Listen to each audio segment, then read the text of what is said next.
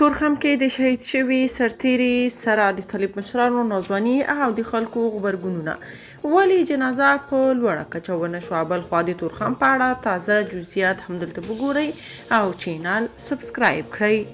تیر جمهوریت کې با چې کله د افغان ځواکونو کوم سرتیری د پاکستاني پوځیانو سره جګړه کې شهید کېده نو په حکومتي کچه به د جنازې مراسم ترسره کېده. مشهور واټونه به په نوم کېده. د هیواد بیلابیلو ځایونو کې به غیابیانه جنازه کېدله. خو د طالبانو حکومت راتګ سره دا څوم ځل د طالب سرتیري پاکستاني پوځیانو سره په جګړه کې شهید کېږي نو په جنازه کې څوک خبرېږي هم نه. تازه خبر دا دی چې طالبانو د تورخم د جګړې اتل جنازه په پټه کړې ده. په تورخم کې د پاکستاني ملیشو لخوا د شهید شوي طالب سرتیري جنازې ته د طالبانو هیڅ چارواکی نه دی ورغلی. سرچینې وایي کورنۍ ته ویل شوي چې په جنازه کې ډیره ګڼه ګوڼه جوړه نه شي او د پاکستان خلاف څوک نارې ونه وهي ځکه دا د دواړو ګاونډیو او ورونو هیوادونو ترمنځ اړیکې خرابوي.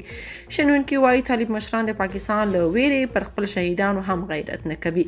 خلک وایي د طالبانو ځواکونه هم د جمهوریت سرتیرو غوندې د پاکستان پر ضد لوړ مورال لري خو مشران یې بیا چې کورونه لا هم پاکستان کې د پاکستاني ریاست پرې نفوذ لري نو د پاکستان پر ضد له عادي حرکت کولو هم ډډه کوي.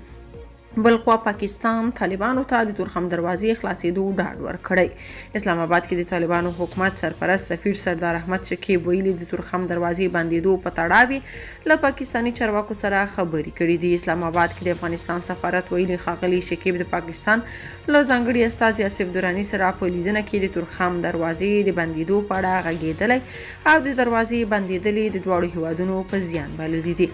ویل شوي چې آصف دراني ډاډ ورکړی دوی به هڅه کوي چې پاکستاني چارواکي قانع کړي د تورخم دروازه د عام تګ راتګ او دواړو هیوادونو ترمنځ سوداګرۍ پر مخ پرانیزي.